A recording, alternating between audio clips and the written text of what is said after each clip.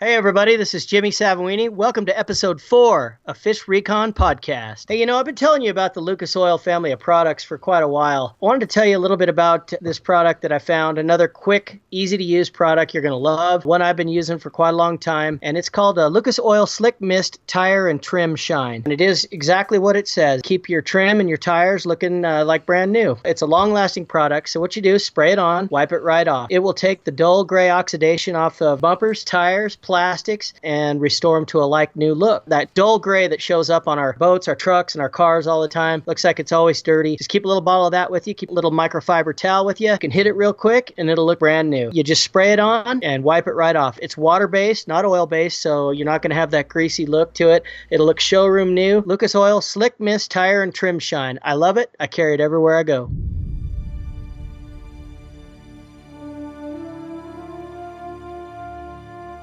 In a world where predators lurk below the water's surface, humanity has been left searching for answers on how to catch these creatures. Now, two men set out to solve the mysteries of fishing and to share that information with you. So get ready as Gary Key and Jimmy Savoini bring you Fish Recon Podcast. All right, welcome back, fellow addicts of angling, fanatics of fishing, to another episode of Fish Recon Podcast. I'm Gary Key. And I'm Jimmy Savoini. And we've got a lot to talk about tonight, including a special guest, Richard McPherson. He's been all around the world fly fishing, and he's caught some really nice fish, some trophy fish, and he's got a lot of good stories to tell. But before we get to that, how was your week last week?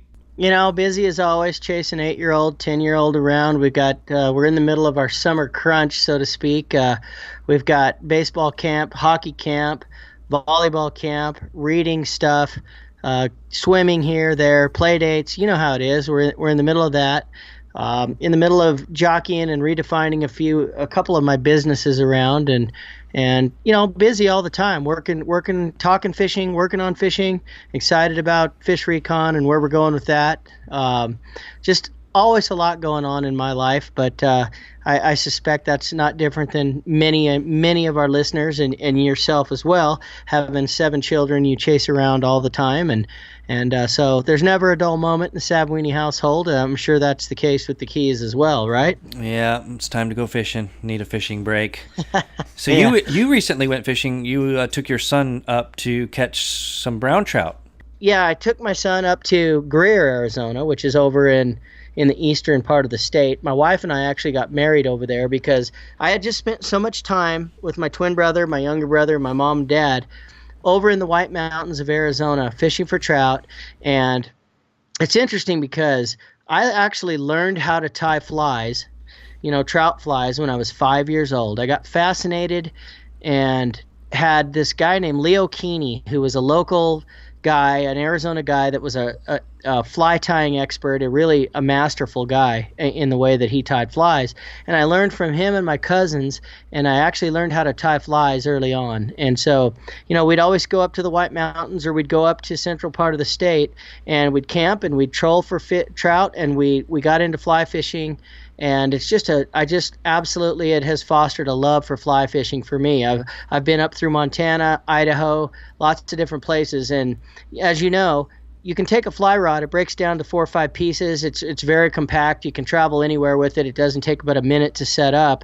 And it's just some of the most rewarding way to catch fish that there is. I love fly fishing, and of course you take it to the extreme, and a lot of your purists out there, if you're not fly fishing, then you're just not fishing. I mean, that's how that is. It's a little bit funny how there is a little bit of a competitive nature between bass fishermen and trout fishermen, and bass fishermen seem to think they have a monopoly on having the more complex scientific technical skills. But I got to tell you, I have a deep admiration for fly fishermen, and it's one technique that I've never learned how to do is actually use a fly rod. It's on my bucket list. I will learn how to do it, probably sooner than later.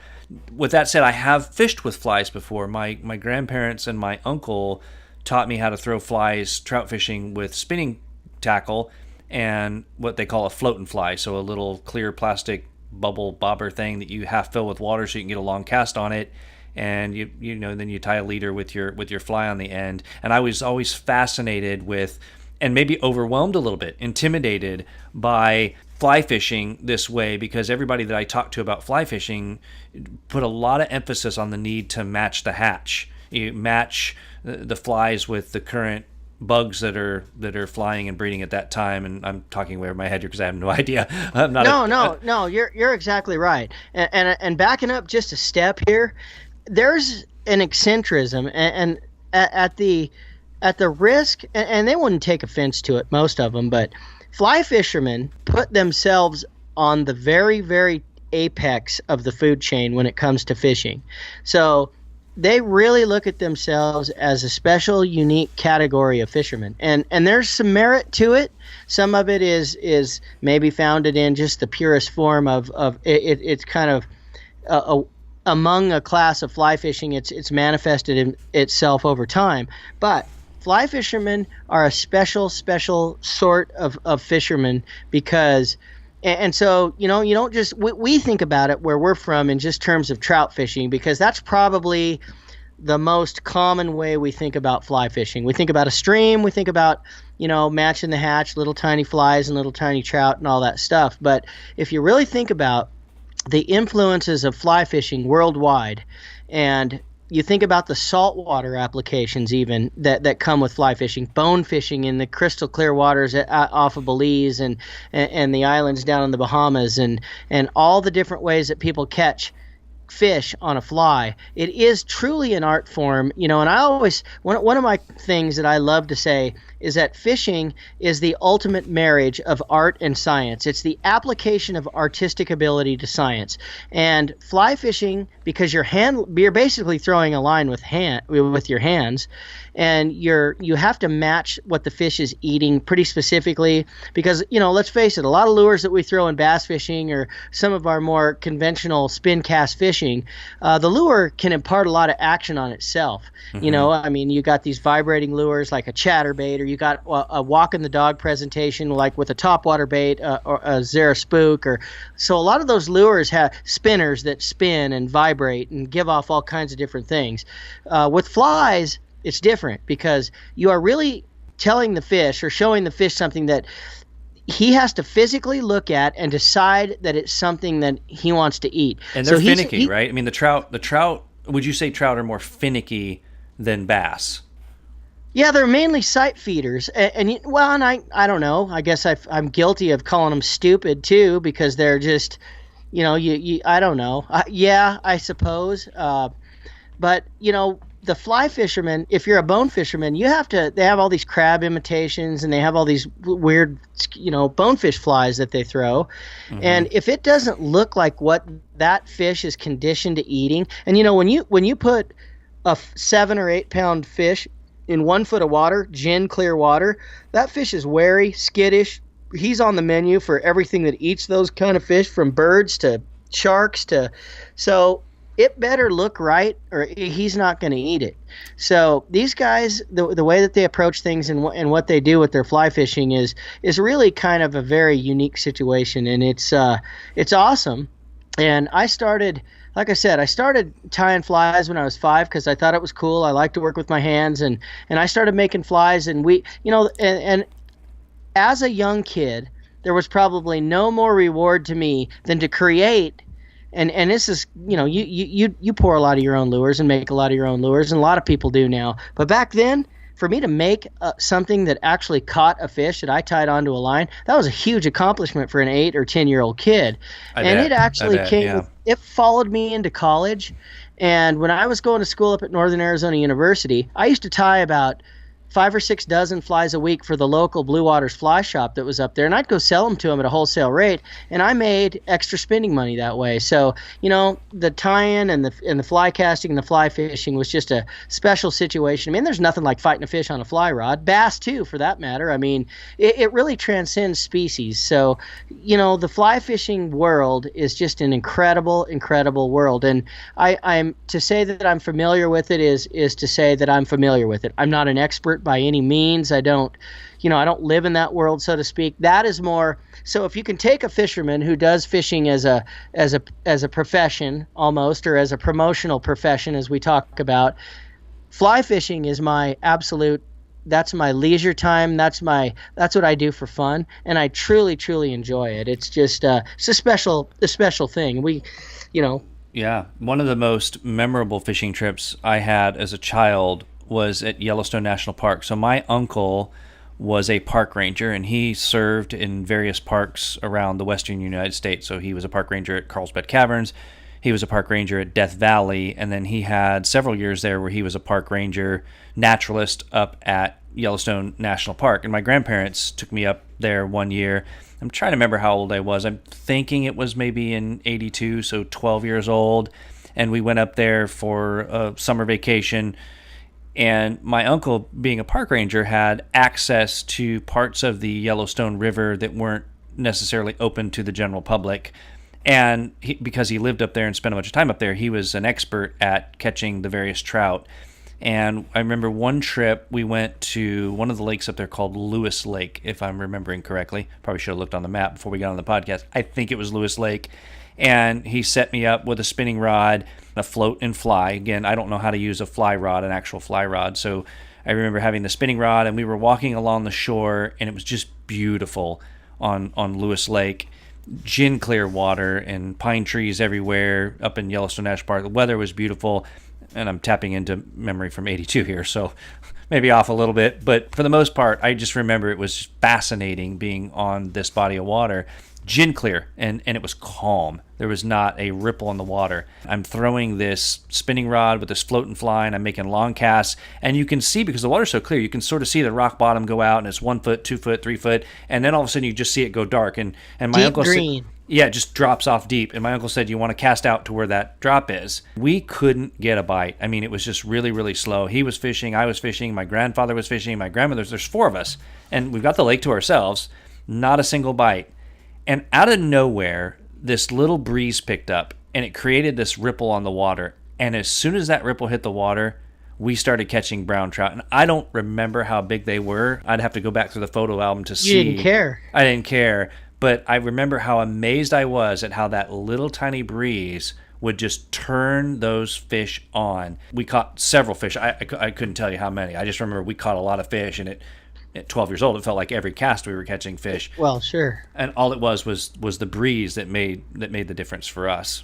No, and you think about that, and this is kind of an aside, but we talk about the conditions and fishing the conditions, no matter what species or where you're fishing for, and we've always been told by experts and by people that are the professionals in the world, that the wind is your friend. A little breeze helps, and we think it creates a little bit of camouflage and creates that opportunity that fish look for, just a little bit out of the normal to go ahead and feed on certain things. But I can promise you, your uncle, he knew what the predominant patterns of the types of flies that those fish were. There's certain flies that work in certain areas and certain times of the year when you have hatches that are damsel flies, for example, which is commonly known as dragonflies. Well, when you have the damselfly that's real prominent and that's coming off, those fish are almost focused on that. So, I guarantee you that he knew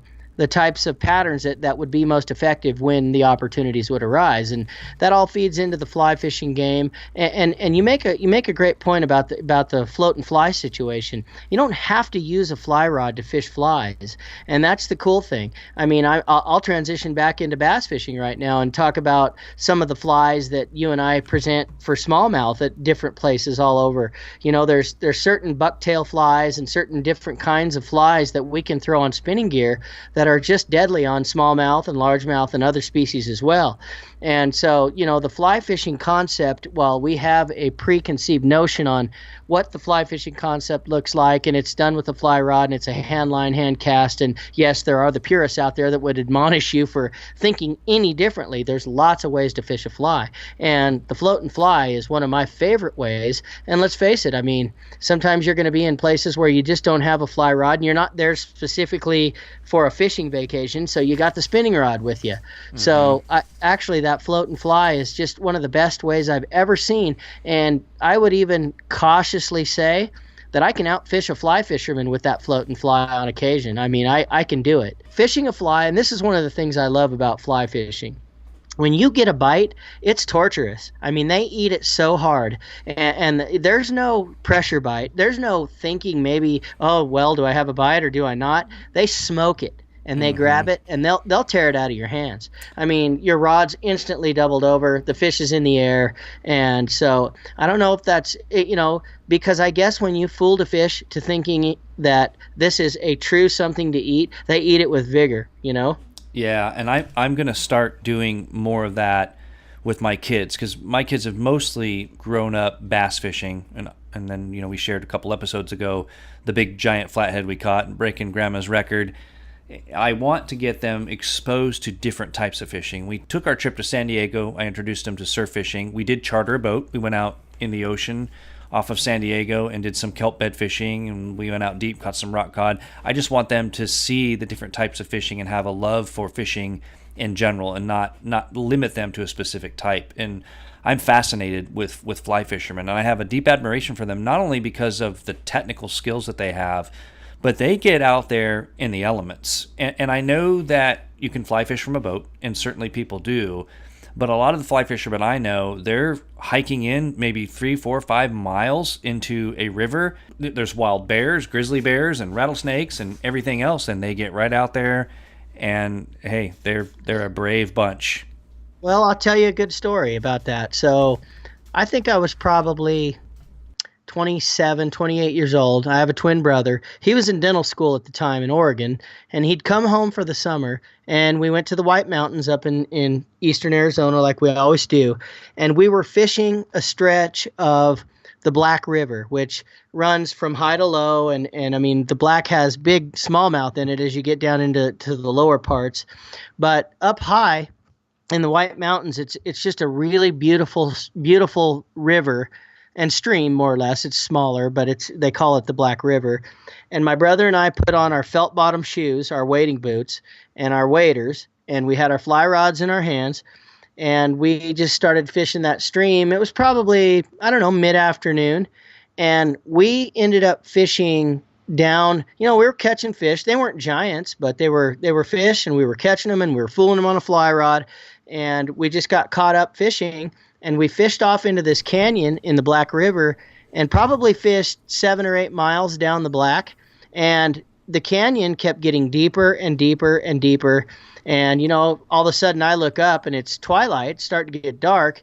And the tree line and the canyon line is 1,000 feet above us. We were so focused on catching these fish on a fly rod. And again, like I say, we had our waders on and we had our wading boots on with these felt bottoms. And it got dark on us in that canyon because we fished all the way down. We walked back up out of there, and it took my dad until 2 a.m. to finally track us down. We didn't know where the heck we were at, and we ended up probably walking 20 miles in those felt bottom Orvis wader shoes. Oh my gosh! And but it was just, we got totally caught up in the fly fishing moment. And getting back to your kids are so primed, Gary, because your kids have been exposed to fishing on a regular basis. They've been sea fishing. They've been, you guys fish a lot.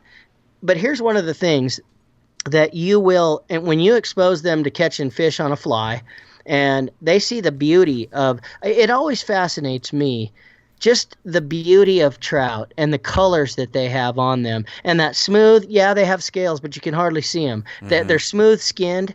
And I can tell you, up in the White Mountains and a few places I've been, the brook trout, which people aren't totally familiar with, they're one of the prettiest fish you'll ever see. And the White Mountains have long had really nice size, 16 to 24 inch brook trout, and they spawn in the fall, and they get their fall colors, and it's just some of the most beautiful. I mean, you can't, and they're so super aggressive when they're spawning in the fall. And to see a brook trout in its full fall colors, and to catch a 16 to 18 inch brook trout on like a float and fly or a fly rod, if you troll it or if you I used a float tube a lot too with fins and those and that's a great way to fish with a fly rod because you can access a lot of these lakes are smaller and you're not trying to get across Lake Mead, which is 30 miles across. So it's a very, very intimate way to fish.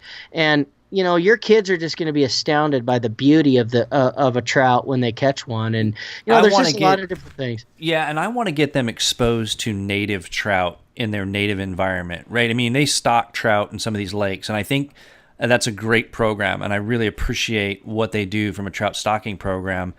But at the end of the day, they are stock trout. I mean, you can catch them with some power bait wadded up on a treble hook. But I want my kids to experience what I experienced as a kid, really before they had, at least in our area, before they had stock trout programs in the lakes. But I want them to experience actually catching a trout in its native environment, one that didn't come from a farm, but actually eats flies and what nature presents to it. Because there is a certain reward level in that. And fishing's fishing, and we love fishing. Don't get me wrong. I'm happy to sit on a bank and throw out some power bait and catch a nice trout.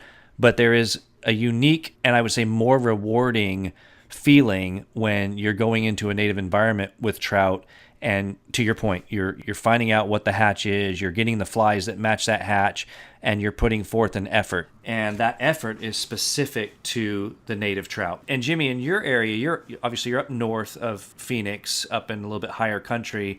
You have what I would consider more access to trout fishing in some of the streams and rivers, and over the years you've come across a lot of contacts and made a lot of good friends in the fly fishing world.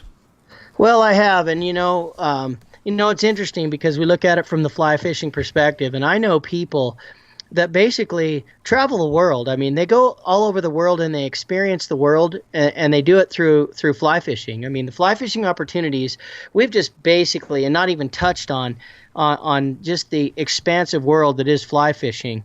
And I've got a friend, Rich McPherson, that I grew up with, and he's the owner-operator of Blue Mule Outfitters. He's also teaches high school ag down in southern Arizona. But one of the things, he is fascinating because he has been all over the world, both saltwater and fresh, and is always looking for these very unique opportunities. He is a fly fishing purist. He makes his own rods. He is that from top to bottom. And he has traversed the world looking for very, very unique fly fishing opportunities. And I'm very proud that we can have a chance to talk with him and get some stories. I mean, the worldwide stories and just his insight on the world of fly fishing, the people that he's fished with, the places he's been.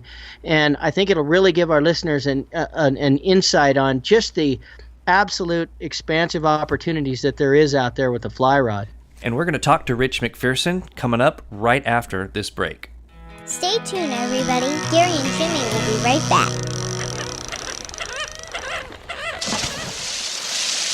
Online with us now, we have Richard McPherson with Blue Mule Outfitters. Welcome, Rich. Thank you for joining. You bet. Thank you, Gary and Jimmy. How are you guys tonight? Everybody's good. And so Richard McPherson is the owner-operator Blue Mule Outfitters, as we said, and Rich has been fly fishing for a long time.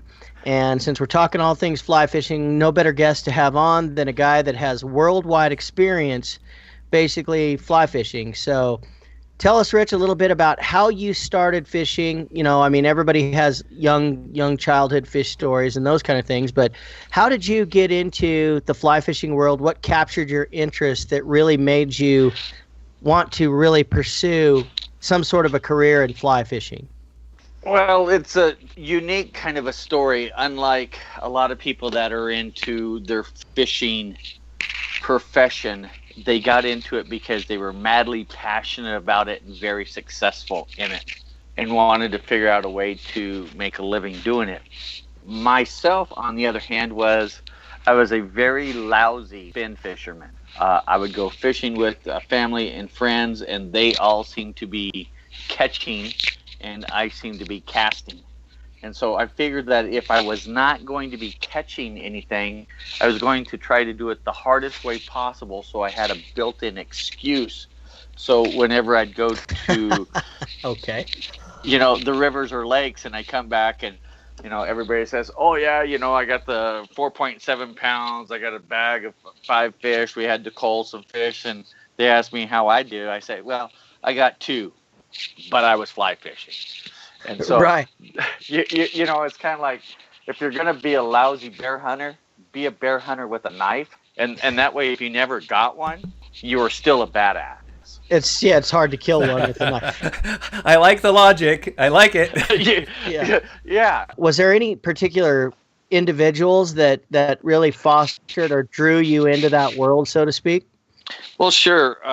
There's a guy named Brad Beefus who was a friend of mine in Colorado, and he had a fly shop, Front Range Anglers, at the time. And what would happen is, anytime I went on a family vacation, I was winding up in Boulder, Colorado, and I knew that my life was going to extend to going to Boulder, Colorado several times a year. And so that if I was going to have any fun on family vacations, I was going to have to do what that family did. And so they were into fly fishing, and it just so happened I liked it.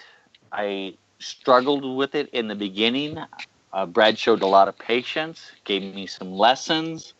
And then I came back to Arizona and tried those things. And I went the route of going to the fishing clubs, became a member of the Desert Fly Casters. And those people were going to show me where to fish, how to fish, and what to fish with.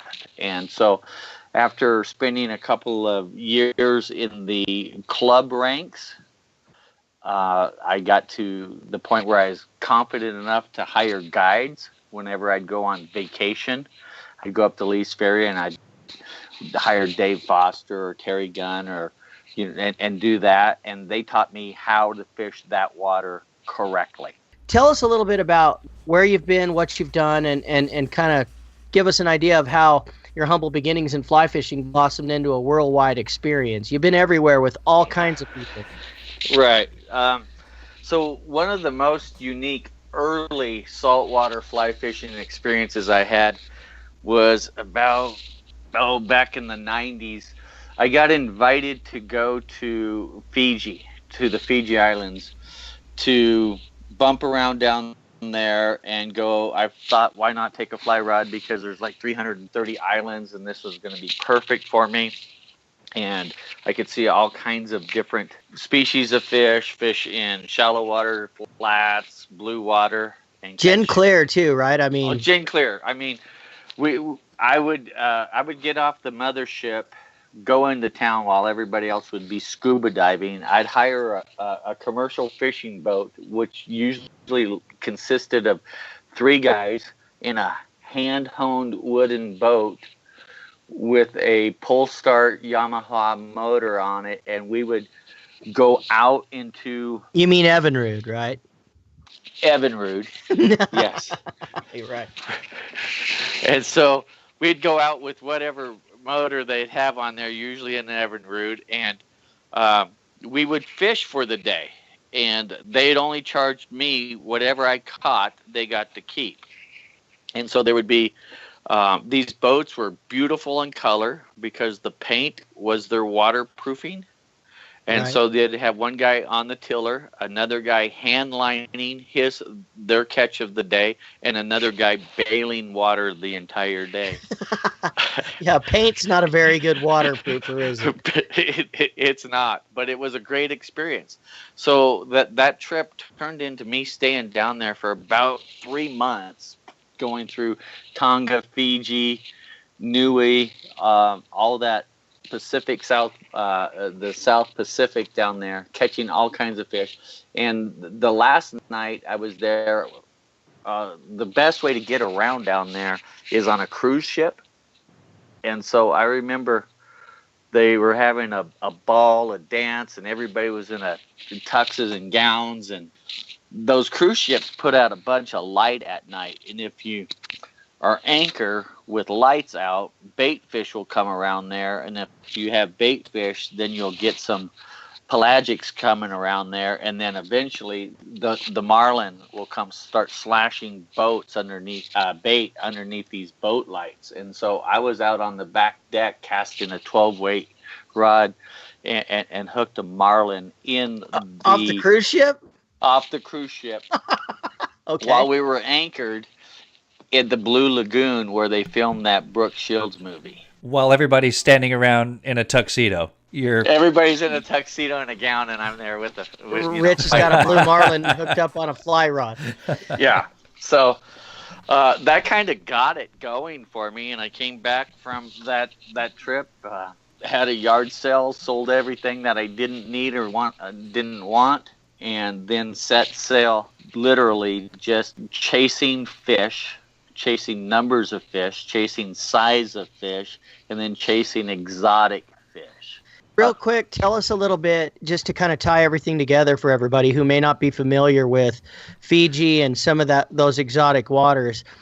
Just about the types of fish. Obviously, the marlin, the big blue water types of fish and that you ended up catching, but some of the shallow stuff in the Tongan boats and some of the things that you are doing there. Right. So most of these fish, these commercial boats, and they're like a 14-foot wooden boat, so they're not big vessels. Sure. And so they were hand lining, and so they were always on the troll. But we would spot fish, usually by birds, get into a bait ball, and then I would just stand up, cast through the bait, strip, just haul donkey on the strip, and then we'd get wahoo, walu, barracuda, and then fight those fish. Then we'd get milkfish, giant trevally. For people tunas. that don't know what a trevally is, It's a Volkswagen with an attitude. Yeah, really, and I'm beautiful too. They got like the black and white striping and a big giant dorsal, right? Is that if Right. I'm thinking about the same fish? Yeah, no, they're just amazing and not easy to land. I imagine on fly gear. No, because our tippets, because the tippets are the last 18 inches of the terminal gear, and so that's the class tippet where you're fishing IGF records.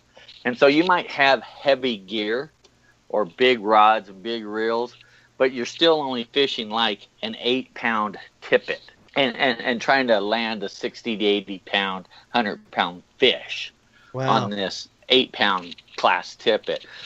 But what most people don't realize is that fish only weighs 60 pounds out of water. In water, it weighs about 6 pounds. So you kind of use that to your advantage. But, but I mean, you get the idea. It's just something, you make a mistake and you're going to lose a fish. And I imagine probably that thinner weighted tippet was necessary too, because if I remember right, looking at the trevalli's eyes in that gin clear water, they're pretty wary. What kind of flies are we throwing at these fish? So we're throwing about a 8-inch anchovy pattern.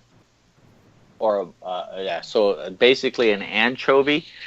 So it's made out of a lot of bucktail, calftail, dyed materials with a lot of hair that are tapered, tied on, and then as it swims through the water, it just pulses and swims. You got to throw some eyes on there. If they don't have eyes, they won't get eaten. And then it always helps put a nice little red flash, crystal flash around the gills, and it just makes them look more natural. Sure. But that almost invisible class tip there at the end, and just strip super fast. And remember that no bait fish swims towards the predator, so just being able to see the head of your target, cast in front of it, and then swim it away from it in a quick, rapid, I'm gonna die type of. Yeah, you're eliciting that fleeting response away from and triggering. Exactly. And then you get over to some places, and then you just stand and walk, sight cast for bonefish. Right, you can see them on the flats, right? Yeah, you can see them on the flats, and the fish, you can tell basically if they're topwater eaters or bottom feeders by the position of their mouth. And so bonefish like to eat a lot of crabs and shellfish that just scoot under the surface of the soil or the sand in there. And so when those fish tip down to eat that, their tail fins stick up out of the water, and they just shimmer like a mirror, like, hey, we're over here, or hey, we're over here, hey, we're over here. And then if you see where the tail is, you know where the head is, and then you just cast in front of that and just strip it in there like a little crazy Charlie. So a lot of what you're doing then is focusing actually on the fish, like sight fishing. You're not really going after a specific type of cover or target, non-fish target. You're actually looking and watching the behavior of the fish, and that's more or less how you're interpreting what your presentation needs to be. Exactly. You're reading water. And going back to an earlier point is this fly fishing, it's not more uppity or more snooty. It's just more organic because you're using some natural materials to imitate real natural food sources. And so it's an imitation, and it started by making imitation salmon flies, stone flies, and mayflies, hence the word fly fishing. And then you take it to the saltwater, and it's really bait fish fishing, but it's made out of bucktail. It centers around the saying "match the hatch." Basically, I mean, you are really trying to mimic and imitate specifically whatever species of fish, wherever you're at, freshwater, saltwater. You're really mimicking what they're feeding on, and specifically tailoring your approach to how in that case scenario. You know, some of the other things we do in the fishing world, it couldn't be further away from that. I mean, if you're chasing 50 to 80 pound muskie, 50-pound muskie in the northeast somewhere, I mean, you might be stripping a wooden baseball bat with a couple of props on it, right? I mean, yep. and it doesn't look like it might be painted red and white and have black blades, and it doesn't look like anything that they would eat, but you know, you're eliciting a different type of response from that, and that's the purity maybe in fly fishing, and where it gets its uniqueness, I guess, so to speak. And then doing everything by hand, casting the line by hand, stripping everything in by hand, is also just more of the, like you say, I guess you said it right. I love the word you used, is organic. Oh, certainly, yeah, certainly. And so traveling down there, fishing for those was great, and then coming back up to Arizona and Utah and spending a lot of time on the oars, just rowing boats through water, reading that water and presenting flies at a dead drift. You can go up to Lee's Ferry, throw a couple of styrofoam cups into the water, and just watch them for about a quarter mile, half a mile, and you'll see how many fish hit that styrofoam cup and bounce it into the air like a volleyball. Really? Oh yeah, you don't think those fish are stupid, but they don't know what food is and what it isn't. But if it looks like food, they'll try to eat it, kind of like a 9-month-old baby. Everything goes in their mouth. And so they'll eat a 9-month-old baby if you throw it in there? Well, I tell you, I got some mako sharks in San Diego that would. Okay. Oh my gosh. Yeah, I imagine so. I'm scared of Lee's Ferry from here on out. But let's back up a second and talk about the styrofoam cup deal, because that's very interesting. So you would do that to see kind of how the drift was going, right? Where it might be slack, where it might be. And you would read water from watching that. Am I getting that correctly? If it looks like food, they'll eat it. And if you just throw it out there without any drag on it, so there's no line, and you just watch where those seams are, and then you'll find where the buckets are and where those eddies are, the back eddies, where the drop-offs are. In all of those places, I describe or label as grocery stores. So these fish, they want to conserve as much energy as they can and eat as much food as they can at the same time. So these fish will be right in that slack, slow water, just to the seam of that grocery store. That delivers the food. That delivers the food to them. They don't chase the food comes to them, and they're right there at the exit door. And that styrofoam cup without any drag on it now looks like food, and they'll hit it. So then when you throw your fly in there, you want to make sure that your fly drifts the same way that styrofoam cup did in those same seams, because if you put just a hint of drag on it, now it's making a wake that you might not be able to see, but that fish that's afraid of birds and bears sees everything. And Sure. that wake just tells them, you just put a hair in my spaghetti and I'm not going to eat it. Right. So maybe take a moment, for our younger listeners. So I think most people know what an eddy is, but you actually referenced two terms that were new to me. One, I believe you said bucket, and the other was a seam. Can you elaborate just a little bit on what those are? What are you looking for in those? So riverbeds are ununiform in the bottom of it, and it's made out of different contours of parent material, either sand, gravel, or rock, or boulders. And that different characteristic on the bottom creates different speeds of water moving down river in that current. And so if you approach a rapid or a big riffle, it's usually at the same place. There's a creek that enters the main river, or there's a little stream that enters there. And if you look upstream, everything that was up there got washed down into there. So now all of that terra firma is now in the river, causing that water to act and move differently. And so a fish will sit in the pillow behind a rock, a submerged rock, Where they don't have to do a bunch of work, right? They don't have to do a bunch of work, because that rock is moving the water around it and creating a pillow effect behind the rock for that fish to sit in. Mm-hmm. But that fish is looking upstream, close enough to the seam of that faster water coming and approaching it, being pushed out of the way by the rock. So that fish will just move like two inches out of the pillow to the seam to get the food, and then return back to the pillow, because they don't have to use energy to stay in that current. Whereas if they were in that fast water, they're having to use a lot of energy to stay in that fast moving current. Okay, that makes sense. I think I understand what a seam is, and then you also referenced a bucket. And the bucket would be the same as that pillow. Okay, because gotcha. the best fish has the best home. The biggest fish has the best home. And so whenever you approach a beat or a section of water, you want to look for the bucket. And that's where the big guy, usually not the big guy, but the big guy's big fat girlfriend lives in the bucket. Right.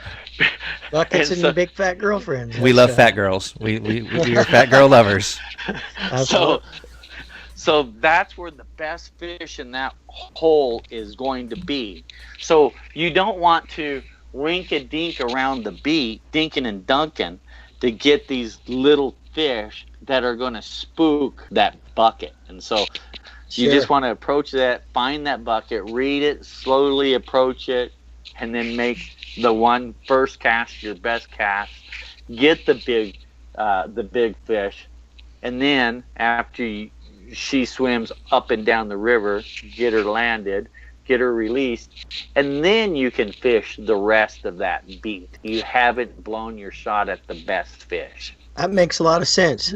So you made a reference earlier, and I don't know what nickname you called us lure chunkers, but was it Lake Slinger? I didn't catch the nickname.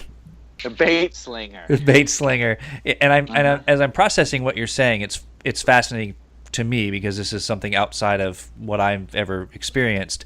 But it sounds like that you put a lot of time in observation before you ever wet a line. Oh yeah, because you don't know what you're going to fish with before you see where the environment is.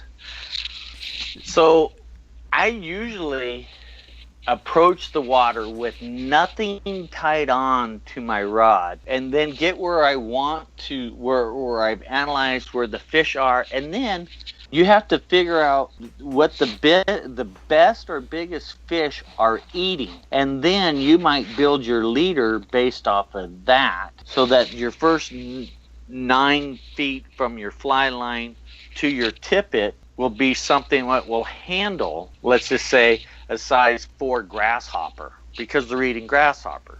Grasshoppers blow into the river or the lake, and the best fish like grasshoppers. And so you want to throw something big, but you don't know that till you get there. And then so your gear has to be able to present a number 4 grasshopper. But at the same time, at a different location, you roll up on a different day or the same day on a different beat of that river or different weather condition. Now the mayflies are coming off, and now you got to tie on like a number 16 or 18 atom. Caddis are coming up. So the size of the eye of the hook is going to really determine how big a tippet you can throw.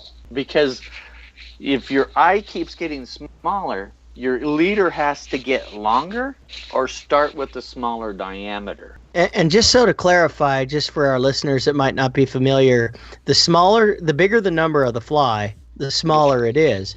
And I mean, when you get into a size, so Rich referenced a size 4 grasshopper. Well, that's about an inch long, maybe a little better, decent size hook. Most people would work manageably with that. You get into a size 22, 24, 26 parachute atoms, and you need a magnifying glass to tie it onto the 1.5 pound test leader that you're going to tie it onto, and it is no easy task. Just to kind of clean all that up, when Rich talks about not even knowing what kind of a leader that he's going to throw when he gets to a certain section of river, a lot of these fly fishing guys, people will create the leader after they assess the scenario in front of them, right? You guys will make your own leader right there on the bank, right? Oh, we'll make our leader right there on the bank or in the boat, and a leader could consist of as many as 5 knots. Sure. Tapering it down. If you're just using tippet material, going from a 0 to a 6, you want to taper that down about every 18 inches. Every 18 inches is a good knot. Or you can buy a prepackaged 9-foot leader with a 5X tippet already. And that's Jimmy right there. That's what give me the prepackaged, tapered, no knotted. I'm all about that. And I'll usually pulling it out of the package, I'll usually knot it up in about 9 different knots and ruin a couple of them before I actually get one out straight. So we like guys like you. Yeah, I bet you nice. So Richard, how long does that normally take, right? I mean, when we talk about the time and effort you put into observing the river and the current flows and the seams and the pillows and understanding where the big fish is, give our listeners maybe just a rough idea of the amount of time you put into that. I mean, it sounds like that's not a 5-minute process, but I mean, can it go upwards of hours? I mean, what are we talking here? No, it can go up to. You will fish a fish for hours, but you will have analyzed it depends on the water. If you're going to Lee's Ferry or the Black River or the San Juan or something like that, it'll be like a 5-minute analysis. You go up to the Sustit to go steelhead fishing, or down to Rio Jagos for sea run browns. You spent some time getting there and some money to get there. You really want to get that bucket fish instead of, the grandchild of the bucket fish, and then move on to the next beat. And you might only catch a fish that week. Wow, so that is definitely a lot different than bass fishermen. So we don't wait. I mean, we launch the boat, and whoever's driving the boat has a rod out. He's got a rod out, and he's already casting, waiting for the guy that's parking the truck to come back. So there's no observation. Just get the line wet right now. And you have 8 rods on the deck already tied up. You referenced the Sustit River, I believe it is, and right. I'm just curious to hear a little bit about the Sustit experience. Tell us about what that was, and tell me why it would take more to analyze, say, that than a smaller. I'm assuming the Sustit's fairly good size. So tell us a little bit about the Sustit and that whole experience. Okay, so the Sustit is one of the tributaries to the Skeena River system up in British Columbia. So if you think about flying from Phoenix through Seattle to Anchorage, Seattle to Smithers, it's going to take you a little while to get there. And they transfer on Tuesdays. So they'll fly you out in a Cessna 208 or a Beaver on a Tuesday, kick you out of their plane. The guys that were there last week will get in the plane, and then you'll hike for 3 miles to get to the lodge. And so it's just not right around the corner. Yeah, no, it's not right around the corner. You have to be able to walk 3 miles with all of your stuff. So whatever you need for that week, you're taking with you. And then you're going to. There's only about 42 people that get the privilege of fishing that river a year. Why is that? The seasons. It's a very protective steelhead. Steelhead trout are the mac daddy of all steelhead salmonoids. And so it's the genetic pool for rainbow trout. But the Skeena River system is the last undammed, natural, free-flowing salmon river, steelhead river in the world. There's not a dam on it. So you can't say that about the Columbia or the Sac or any of these rivers that go from, Sacramento up through British Columbia, even into Alaska. That was this wild fish's native habitat before, we came along and blew it for them. And then we need electricity, and then we needed irrigation water, and we needed drinking water. So we did a lot of things selfishly, pushing these fish out of their place. But if you think of a fish that is spawned up in the wild creeks, spend about 2 years in that fresh water, and then for some unknown reason decides to swim in the ocean, to go to Japan and survive tunas and sharks and whales, and then get to that ripe old age where they want to reproduce, they make that battle right back to where they were hatched, and then they reproduce and die. No different than a salmon, right? I mean, no different than a salmon, but the very best salmon. It's not a king salmon. It's not a silver salmon. It's not a sockeye salmon. It's a steelhead. It's the best of the best, in my opinion. When you chase these fish, then you know what you're after there. So I'm assuming they're not small when they come back to spawn and die, and you're catching them on their return trip, correct? Catching them on their return trip. Now, when they leave the ocean and re-enter the freshwater, they stop eating. They don't need. They have stored enough fat that their digestive system shuts down. And so, if you're going to catch something that doesn't want to eat, it's very challenging. I would think so. And so, how does one go about that? Well, you gotta aggravate them, or you gotta catch them by surprise. Because they're still protective, and they're still wild animals, and they're still biological. And if you swing a purple marabou tube fly in front of one for about 4 or 5 hours, make the perfect drift, eventually it's going to hit that fly just because he's mad or she's mad. Sure. That makes sense. We've all been in front of that kid on the airplane that's just kicking your seat, and it might be cute for a little while, but by the time you get the film, you're pissed off. Am I drawing a picture? You are. You're definitely. That's a good analogy there, Rich. So back to the suspect. You go in there for a week, you got to pack all your shit up there for, the week that you're going to do, pack it in for 3 miles. How many angry steelhead can we count on maybe hooking in that week's time? I mean, you're not looking for like 50 fish days here, I'm assuming. I caught 1 fish in 13 days. I'm going bass fishing. Well, and I have a picture of that fish. It was pushing 30 pounds, if I do remember correctly. World class, right? I mean, 42-inch steelhead, 27 pounds. Probably the only time that fish has or will ever be hooked. Sure, especially since you filleted it and threw it in a pan. No.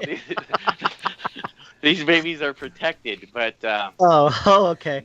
So you know, there's something about catching a fish that's only been going to be caught once. No, it's a very cool deal. I mean, Now, way some of my friends will get 2 or 3 in a week, but they're not that big. Right. Yeah, they're only 15, 18 pounds, right? Yeah, exactly. Uh-huh. Right, just small. No, look, and so this is the essence of an experience in the fly fishing world. You cannot duplicate that anywhere else. And, you know, once you put it in that perspective and you talk about the uniqueness and you talk about this place being the only non-dammed, you know, all these things that make the Sustet what it is, that is, you know, and I'm going to just say this. To go somewhere and get one bite in 13 frickin' days, you got to love what you do, man. I mean, you just do, because that is definitely, that would exclude 99% of the fishermen I know. I mean, ain't going to do it, you know, but that experience and how important that is to a pure fish chaser, a fly fishing chaser like yourself, that is just a very cool story. I mean, it's you can't duplicate that anywhere else in the world. I gotta say, I mean, already tonight I've learned so much. My head's gonna explode. I mean, it's been a plethora of information that I've literally never had any exposure to, and I'm fascinated with what you've shared so far. I did want to circle back just briefly. You know, you mentioned coming back to your home in Arizona. And my experience when I talk to people about where I live and that I fish, a lot of people, their first question, they look at me with this big question mark over their head. There's fishing in Arizona. Can you talk just a little bit about Arizona fly fishing and what's here and what's available to people that come in from out of town? Oh, definitely. I thank you for the question. I've caught more than probably 150 species of fish in 60 countries. And I get asked all the time, where's your favorite place to fish? I always go back to, there's 7 natural wonders of the world, and only one of them you get to fly fish in, and that's Lee's Ferry. Here, you know, right here in Arizona, the headwaters of the Grand Canyon, 3,000-foot Vermilion Cliffs. If you've ever been up there during a rainstorm and watched thousands of waterfalls let fall 3,000 feet, and every day, you know, every moment that you're in Lee's Ferry, the sun, I'm not a real smart guy, and it would have taken me a long time to figure out that the days get shorter in the winter and longer in the summer. I would have got the hot and the cold part. But standing there at Lee's Ferry and just watching the colors of that canyon wall change every minute that sun angle changes, you know. While catching 20-inch rainbow trout on a fly on a drift. Exactly, in 48-degree water. So, I mean, it's the fishing, it's kind of cliche, but it's really true. Fishing's not about the fish. It's where you're at and who you're with, which makes it your favorite place or your favorite fish story.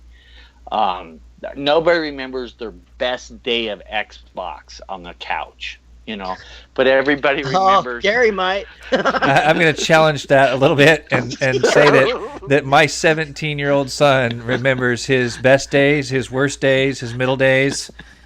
He's got them all jogged. This might be generational, Rich. We're talking here. Okay. But I know where you're going with it. So yeah, you know, so Lee's, I like fly fishing at Lee's Ferry. Just last night, I had an opportunity. I live down in Rio Rico, Arizona, which most people, when you say Rio Rico, they say, what's that mean and where is that? It means Nogales. It means North Nogales. It means Rich River. And so I was fishing. I got Big Brothers and Little Brothers, a little program. So I took a kid out in my boat, went to Pena Blanca Lake, and we threw on some black flies. Then I taught him how to cast. And he's just catching like 8-inch, 9-inch bass. Having the best fishing trip of his life. You know, it's a 9-inch bass, but it's a big fish, and it's a cool deal to that kid, which makes it a cool deal and a big fish to me. And on a fly rod, no less. On a fly rod. Yeah. Right. Absolutely. I get phone calls all the time about, hey, can you take me fishing? I know where the fish are. I just bought a fly rod. I don't have any bad habits yet. I might smoke or drink a little bit, but I don't have any casting problems yet. Can you take me here and tie these knots for me? Because I was just about to ask you that. Can you do that for me? Yeah, dude, when you see how tiny these tippets are, you'll need him to, because you see about as good as I do. So, it gets hard just to shove the line through the eye of the freaking fly sometimes. But, getting back to what you were saying about Arizona and its uniqueness, I mean, and you just drew two totally different comparisons of the bass fishing opportunities down on the Mexico border and the trout fishing pristine unique experiences that can happen up on the Utah border on the complete opposite end of the state. I mean, I've seen Rich's boat that he uses, and it's a 14-foot aluminum boat, but you'd never know it because he's got decks in that thing. He's got little cubbies. He's got a dual trolling motor system set up on that thing that you ought to patent the design on it. It is Coast Guard school, we call it twin screws, but it's a 45 and a 55 Minn Kota. But that's absolutely. It's a twin screw. Well, I run the Lowrance. I got the GPS on there. I take advantage of all the best technology that I can fit on that boat. It's comfortable. It's easy to manage.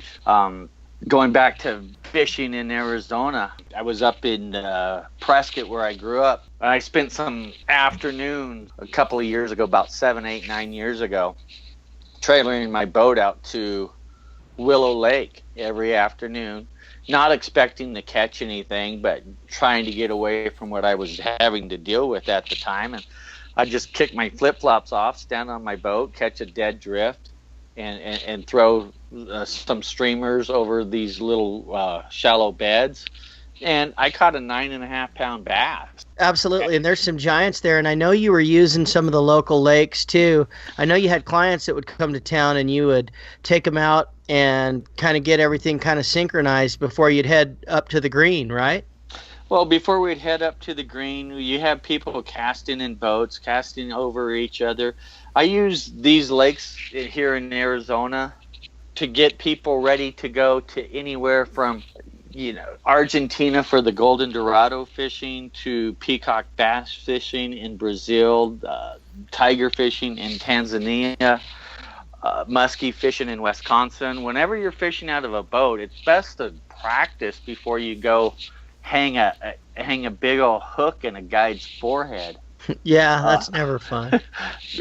And by the way, you can get rewarded and catch something, go tight on a fish, and bend a rod. Oh, absolutely.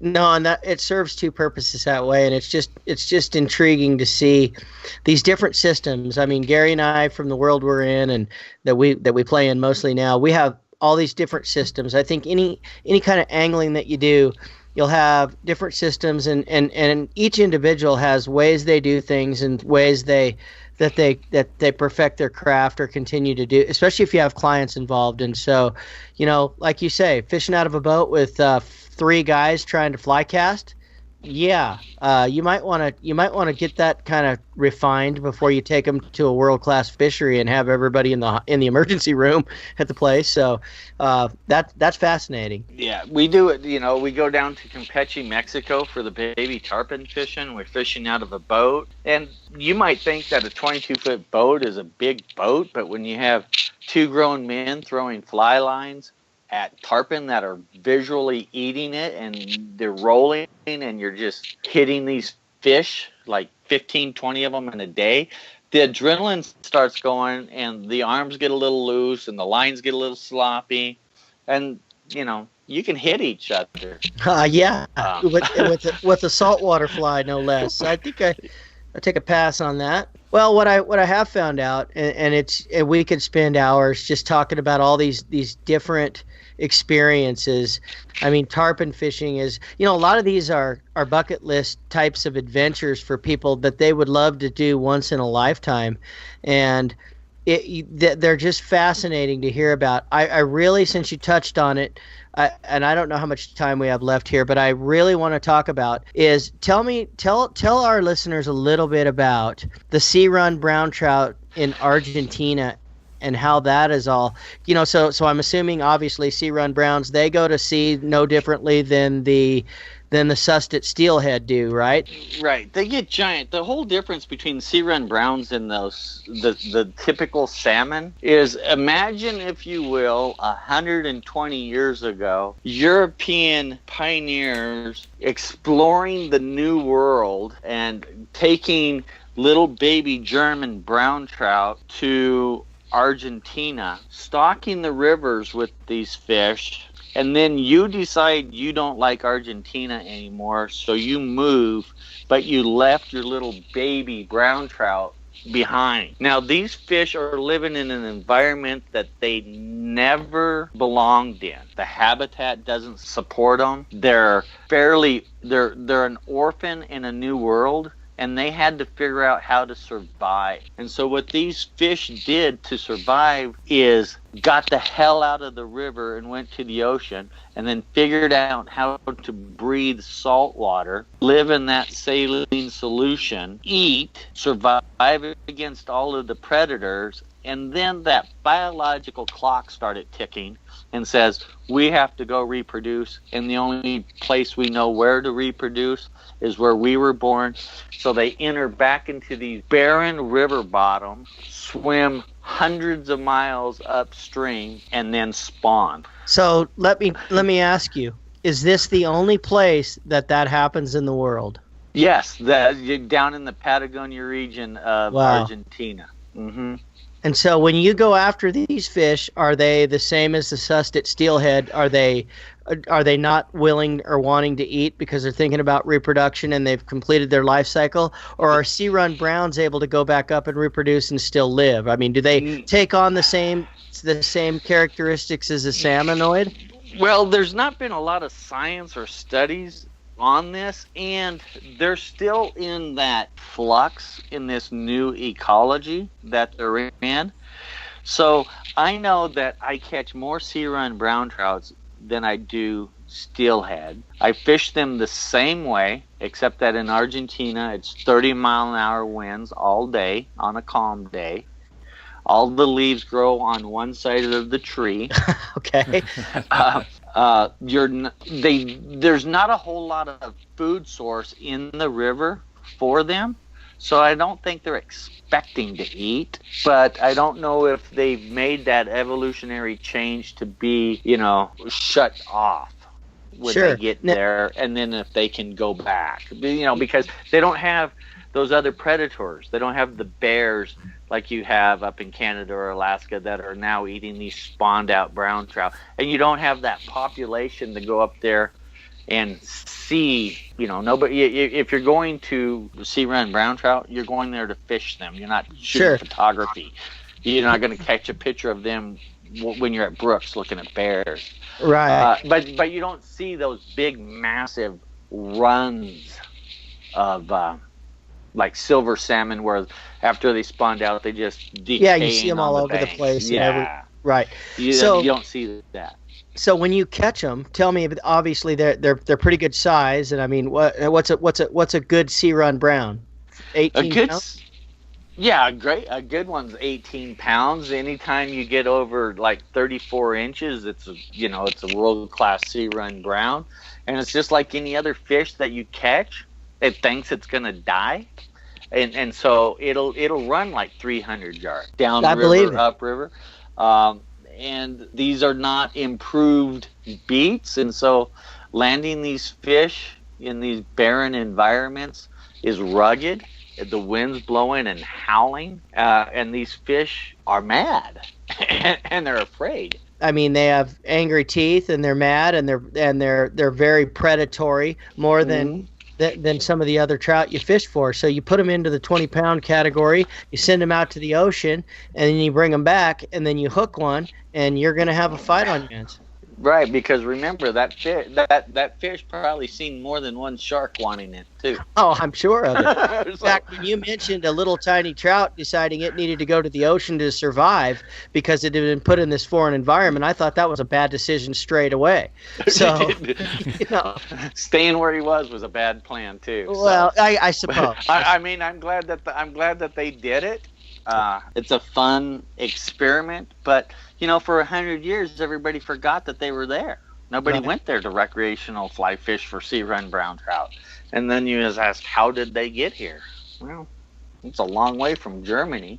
Yeah, well, I'll tell you Yeah. what, it's I'd love to do that. I mean, that's just a unique experience, and one of those one in a lifetime situations that you've been able to be involved with, and just a fascinating story. I mean, it is for a fisherman.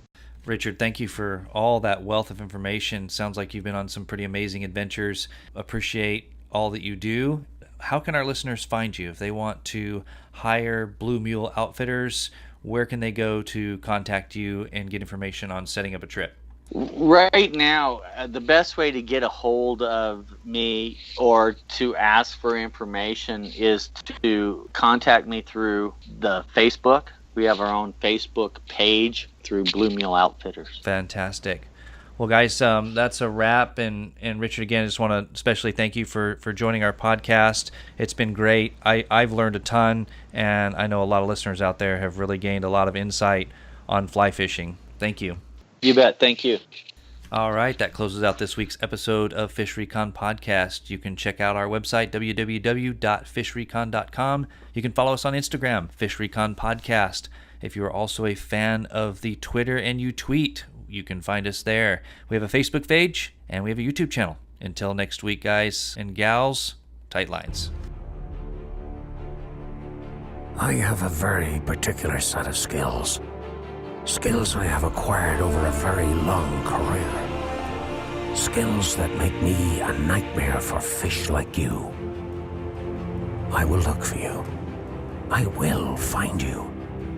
And when I do, I will catch you. Big fish, big fish. All the way in the bottom. All the way in the bottom. Oh my god! Look at that fish. Yes! Oh my gosh. Dude. Oh my gosh. Dude, he's a monster.